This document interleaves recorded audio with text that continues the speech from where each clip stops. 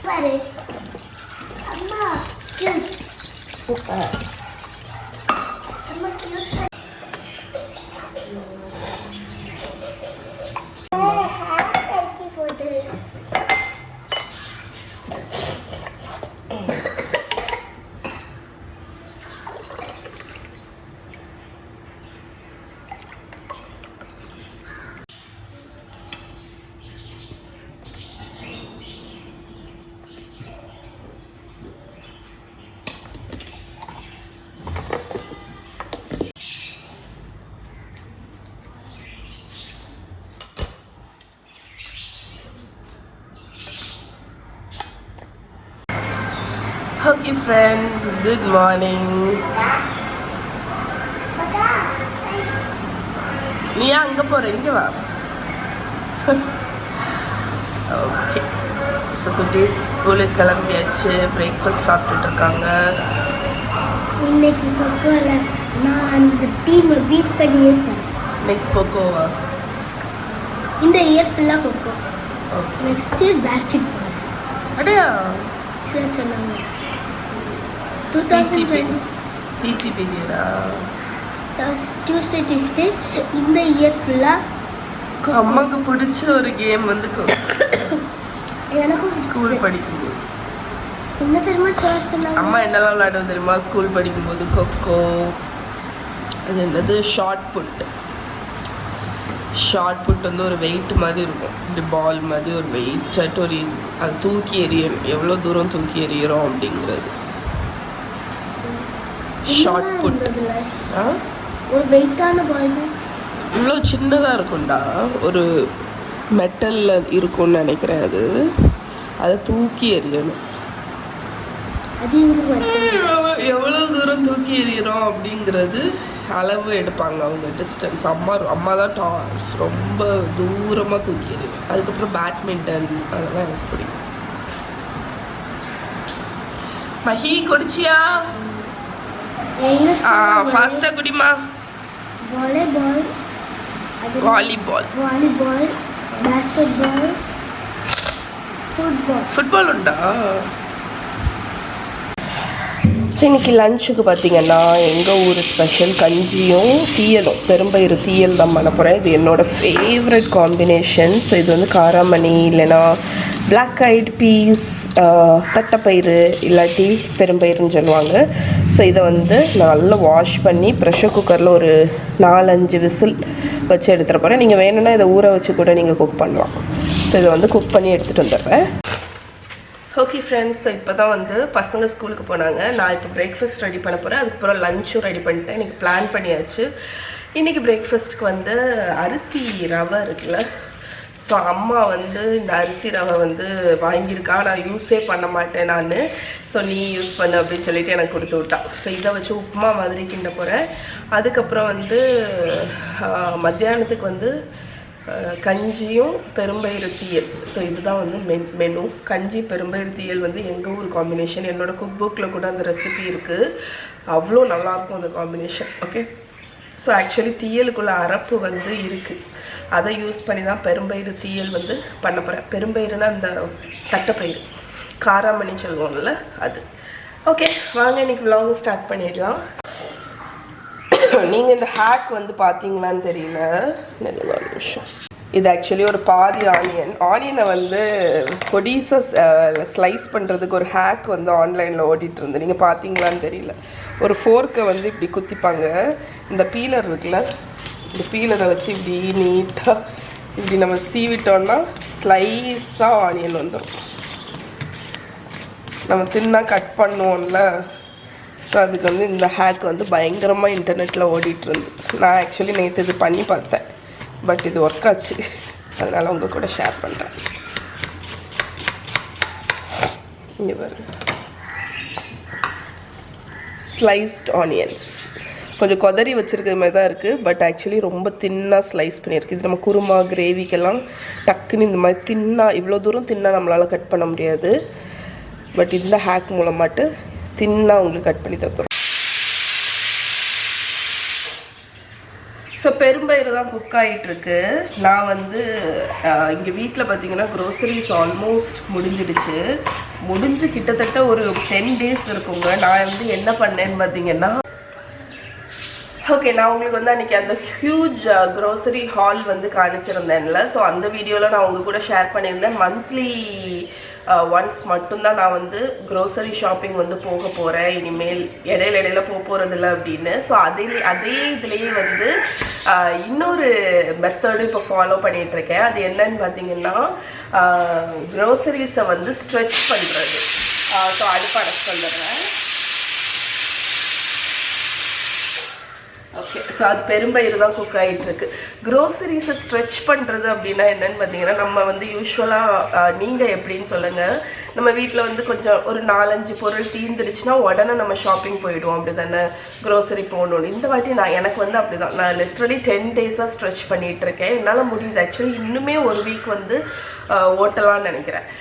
என்னன்னா வந்து சில முக்கியமான ஐட்டம் தீரும்போது நம்ம உடனே க்ரோசரி ஷாப்பிங் போவோம், போயிட்டு எல்லா ஐட்டத்தையுமே வாங்கிடுவோம். அது என்ன ஆகுதுன்னா, பழைய பொருட்கள் வந்து சிலதெல்லாம் நம்ம யூஸ் பண்ணாமல் அப்படியே இருக்கும். நம்ம வாங்குவோம், ஆனால் வந்து அதை அந்த அளவுக்கு அதை யூஸ் பண்ணாமல் அப்படியே வச்சிட்ருப்போம். ஏன்னா நம்ம புதுசாக ரீஃபில் பண்ணிக்கிட்டே இருக்கிறதுனால. அதே மாதிரி தான் இந்த நூடுல்ஸு அதெல்லாம் பார்த்திங்கன்னா நிறைய இருக்குது.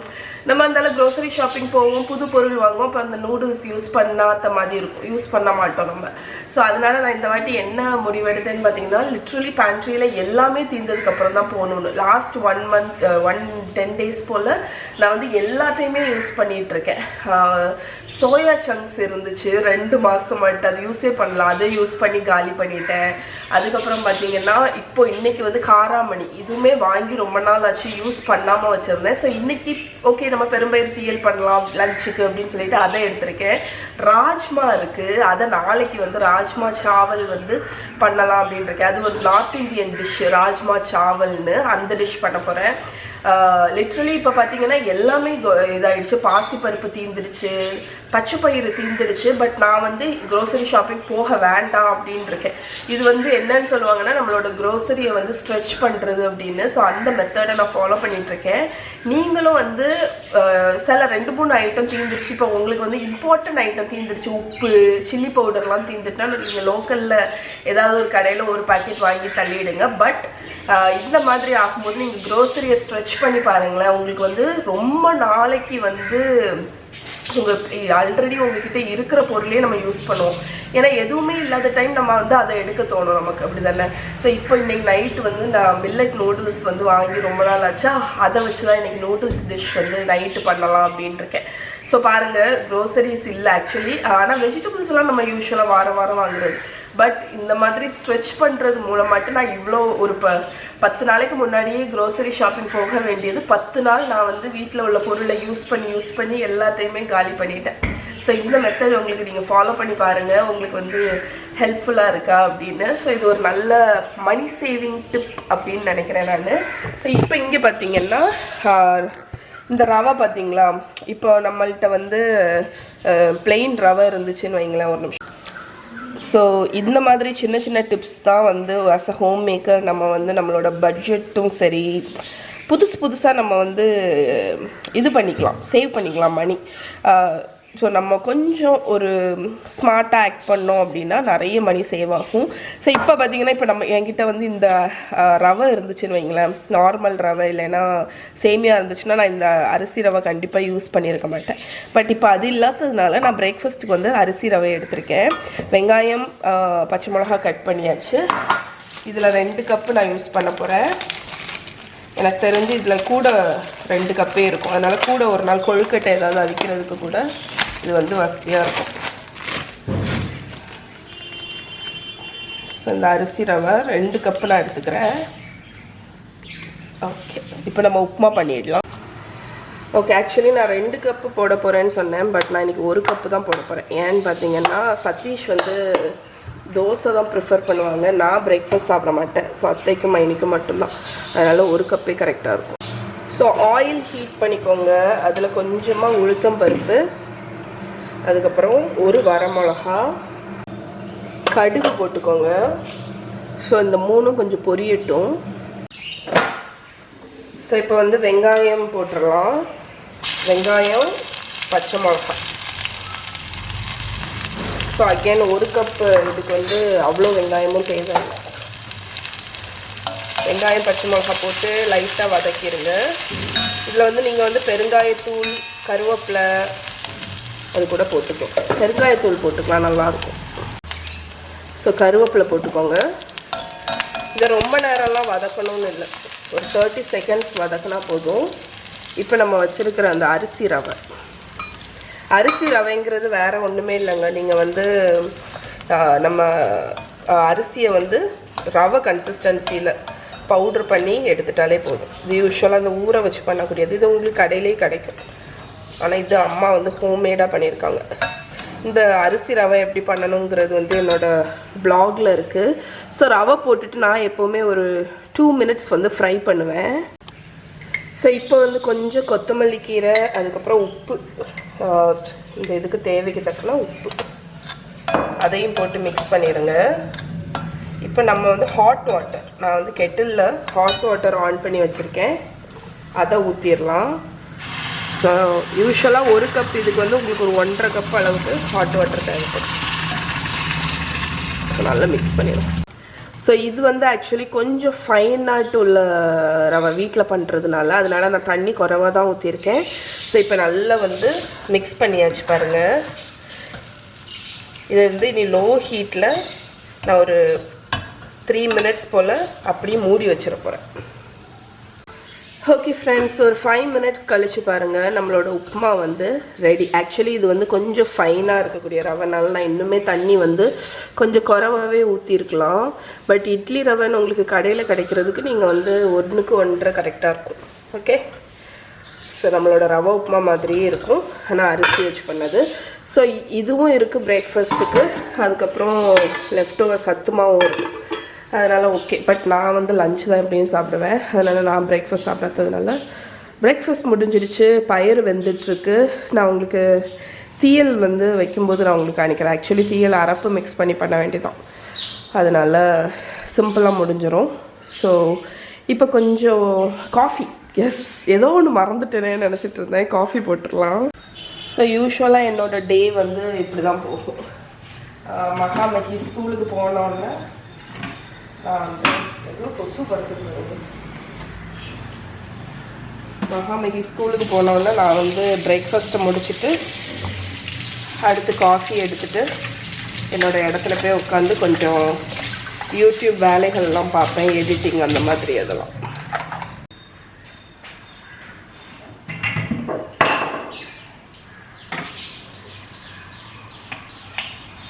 ஸோ இந்த காஃபி மேக்கரை நான் நியர்லி ஒரு 2 மந்த்ஸ்க்கு யூஸ் பண்ணிகிட்ருக்கேன். ஸ்டில் எனக்கு வந்து ஃபேவரட்டாக இருக்குது. அவ்வளோ எக்ஸைட் ஆகுறேன் இந்த இதில் காஃபி குடிக்கிறதுக்கு. ஏன்னா காஃபியோட டேஸ்ட்டே வந்து அவ்வளோ நல்லா இருக்குது. ஆக்சுவலி என்னோடய காஃபி மேக்கரை பற்றின டெடிக்கேட்டட் வீடியோ நான் போட்டிருக்கேன். நீங்கள் சப்போஸ் மிஸ் பண்ணியிருந்தீங்க அப்படின்னா செக் பண்ணிக்கோங்க. ஸோ வந்து கொஞ்சம் தண்ணி வந்து எக்ஸ்ட்ராக்ட் பண்ணிடுவேன். அது ஒன்று அந்த காஃபி வரக்கூடியதை வந்து க்ளீன் பண்ணுறதுக்கு. அதுக்கப்புறமாட்டு நான் இங்கே டேம்ப் பண்ணி வச்சுருக்கிறேன். இந்த காஃபி எடுத்தோம் அப்படின்னா ஃபர்ஸ்ட் டிகாஷன் அவ்வளோ பர்ஃபெக்டாக இருக்கும். ஸோ நான் வந்து உங்களுக்கு தெரியும் பிளாக் காஃபி தான், அமெரிக்கானோ தான் குடிப்பேன். ஸோ இந்த பிளாக் காஃபியோட நேம் வந்து அமெரிக்கானோ. ஸோ நிறைய காஃபி உங்களுக்கு 6 வெரைட்டி காஃபி அந்த வீடியோவில் செஞ்சு போட்டிருக்கேன். நீங்கள் மிஸ் பண்ணியிருந்தீங்கன்னா செக் பண்ணி பாருங்கள்.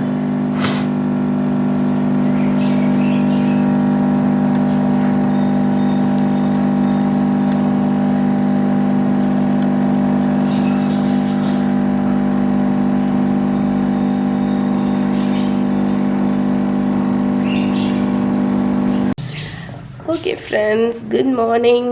என்னோடய first coffee of the day. Okay friends, நான் வந்து பெரும்பயிறு தீயல் வச்சு முடிச்சிட்டேன். ஆக்சுவலி நான் ஏன் வீடியோ எடுக்கலன்னு பார்த்தீங்கன்னா, இதோட அரைப்பு நான் ஆல்ரெடி ரெடி பண்ணி வச்சுருந்ததே இருந்துச்சு, அதை வச்சு தான் பண்ணேன். ஸோ உங்களுக்கு எப்படியும் வந்து இது ஒரு ஃபுல் வீடியோ மாதிரி வராது, அதனால நான் வந்து வீடியோ எடுத்துட்டேன். ஸோ இன்றைக்கி லஞ்ச் இது தான். இதோட ரெசிபி லிங்க் நான் உங்களுக்கு கீழே ப்ரொவைட் பண்ணுறேன், உங்களுக்கு வேணும்னா நீங்கள் செக் பண்ணிக்கோங்க. ஓகே ஃப்ரெண்ட்ஸ், இன்றைக்கி நான் உங்களுக்கு செஞ்சு காணிக்க போகிற பேக்கிங் ரெசிபி வந்து ஒரு குக்கீஸ் தான் பண்ண போகிறோம். இது மாதிரி ஒரு ஈஸியான குக்கீஸ் நீங்கள் பார்த்துருக்கவே மாட்டீங்க. அவ்வளவு சிம்பிள். ஒரு பேக்கிங் பிகினராக இருந்தால் கூட ஈஸியாக பண்ணிடலாம். இது வந்து என்னென்னா eggless oats cookies. Just 4 ingredients மட்டும்தான். 1 கப்பு ஓட்ஸு, நான் வந்து ரோல்டு ஓட்ஸுன்னு யூஸ் பண்ணுறேன். ஸோ இது வந்து முழுசாக இருக்கும் இந்த மாதிரி. இது வந்து நல்ல ஹெல்த்தியான ஒரு இது. ஓகே, ஓட்ஸ்லேயே வந்து ஹெல்த்தியானது. இது இல்லை அப்படின்னா நீங்கள் நார்மல் இன்ஸ்டன்ட் ஓட்ஸே யூஸ் பண்ணலாம். 1/4 கப் நெய் வச்சுருக்கேன். நீங்கள் நெய்க்கு பதில் பட்டர் யூஸ் பண்ணிக்கலாம். 1/3 கப் வந்து சுகர். நான் வந்து காஸ்டர் சுகர் வச்சுருக்கேன். நீங்கள் ரெகுலர் சுகர் யூஸ் பண்ணுறீங்கன்னா லைட்டாக பவுட்ரு பண்ணிக்கோங்க. அதுக்கப்புறமா 3 டேபிள் ஸ்பூன் கோதுமை மாவு. ஓகே, ஸோ ஃபஸ்ட்டு வந்து நம்ம இந்த ஓட்ஸை வந்து பவுடர் பண்ணிக்க போகிறோம். ஓகே, ஒரு மிக்ஸி ஜாரில் இந்த டைமில் நீங்கள் அவனை 180 டிகிரி செல்சியஸ்க்கு ப்ரீ ஹீட் பண்ணிக்கோங்க. நம்மளோட 1 கப் ஓட்ஸை போட்டுட்டேன். இதை வந்து பவுட்ரு பண்ணி எடுத்துகிட்டு வந்துடுறேன். இங்கே பாருங்கள், நான் வந்து நல்லா பவுட்ரு பண்ணிட்டேன். ரொம்ப சூப்பர் ஃபைனாக அந்த மாதிரியெல்லாம் தேவையில்லை, இந்த மாதிரி பவுடர் ஆனால் போதும். ஸோ இப்போ நம்மளோட இது பண்ணிடலாம். எது? நம்மளோட குக்கி பேட்டர். ஸோ ஒரு பவுல் எடுத்துக்கோங்க. 1/4 கப் நெய். ஸோ இந்த பர்டிகுலர் குக்கீஸ்க்கு வந்து ஆக்சுவலி நெய் வந்து ரொம்ப நல்லாயிருக்கும். நெய்யில் வந்து சுகர், அகெயின் நான் சொன்ன மாதிரி இது வந்து காஸ்டர் சுகர், அதனால ஃபைனாக இருக்கும். நீங்கள் வந்து பிறுபிறுன்னு அந்த கிரானுலேட்டட் சுகர் இருக்குல்ல, அது யூஸ் பண்ணுறீங்க அப்படின்னா பவுட்ரு பண்ணிக்கோங்க மிக்சியில். ஸோ நம்மளோட நெய்யும் சுகரையும் ஆட் பண்ணி ஒரு மிக்ஸ் பண்ணிடுங்க.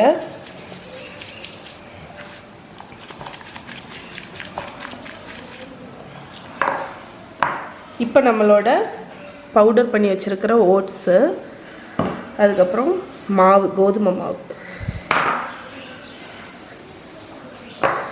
இதில் வந்து எந்த விதமான பேக்கிங் பவுடரோ இல்லைன்னா வந்து சோடா உப்போ எதுவுமே கிடையாது. அதனால இது நீங்கள் குழந்தைங்களுக்கு கூட கொடுக்கலாம், கிட்ஸுக்கு, பேபிஸ்க்கு கூட கொடுக்கலாம். ஓட்ஸ் தான். சரி, இதை வந்து நல்ல ஒரு சப்பாத்தி டோ மாதிரி ஆகிற வரைக்கும் இதை நல்லா மிக்ஸ் பண்ணிடலாம். ஒரு சாஃப்டான சப்பாத்தி டோ மாதிரி வரலாம். ஸோ ஒரு ஸ்டேஜில் நமக்கு ஸ்பேச்சுலாக உதவாது, அப்போ நீங்கள் கையை வச்சு இந்த மாதிரி ஒரு சப்பாத்தி டோ மாதிரி பிசைஞ்சிருங்க. ஓகே, ஸோ இங்கே பாருங்கள், நல்ல ஒரு சாஃப்டான சப்பாத்தி டோ மாதிரி வந்துருச்சு. இவ்வளோதான், நம்மளோட குக்கி டோ ரெடி ஆகிடுச்சு. பாருங்கள் எவ்வளோ ஈஸின்னு பார்த்தீங்கல்ல. இப்போ நான் வந்து பேக்கிங் ட்ரே எடுத்துகிட்டேன். நம்ம குக்கீஸ் பேக் பண்ண போகிறோம். ஆடியோட எக்கோபேக் பார்ச்மெண்ட் பேப்பர். ஸோ இந்த ப்ராடக்டோட லிங்க் நான் கீழே கொடுக்குறேன். ஓகே, ஆடியோட எக்கோபேக்.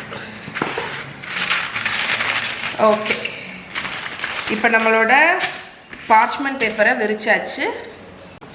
இப்போ குக்கீஸ் வந்து ஷேப் பண்ண போகிறோம். குட்டி குட்டி குக்கீஸாக ஒரு சின்ன பால் மாதிரி எடுத்து ஸ்மூத்தான ஒரு பால் மாதிரி இப்படி பண்ணிக்கோங்க. எல்லாமே ஈவனாக இருக்கிற மாதிரி பார்த்துக்கோங்க. கஷ்டமாக இது அவ்வளோ ஈஸியாக இருக்கும். ஸோ இந்த மாதிரி குட்டி பால்ஸ் ஆட்டு குடிக்கும்.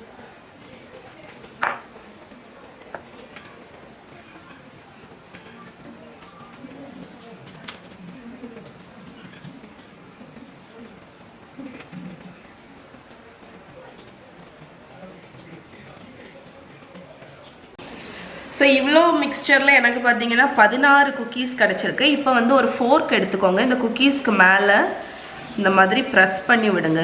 இது வந்து ஒரு பேட்டர்ன் மாதிரி ஒன்று க்ரியேட் பண்ணும். இன்னொன்று வந்து அந்த குக்கீஸை வந்து ஃப்ளாட் ஆக்கும் உங்களுக்கு. ஸோ சிம்பிளாக ஃபோர்க்கை வச்சு இந்த மாதிரி பண்ணால் போதும். அவன் வந்து 180 டிகிரி செல்சியஸ்க்கு ப்ரீ ஹீட் பண்ணியிருக்கேன்.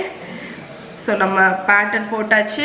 இப்போ இந்த குக்கீஸை அவனில் வச்சு 15லேருந்து 18 நிமிஷம் ஆகும். சம்டைம்ஸ் 20 மினிட்ஸ் கூட ஆகும். ஸோ பேக்காகி முடித்தோன்னே காணிக்கிறேன். ஓகே ஃப்ரெண்ட்ஸ், ஸோ நம்மளோட குக்கீஸ் வந்து எனக்கு நியர்லி 17 மினிட்ஸ் பேக் ஆகிருக்கும்.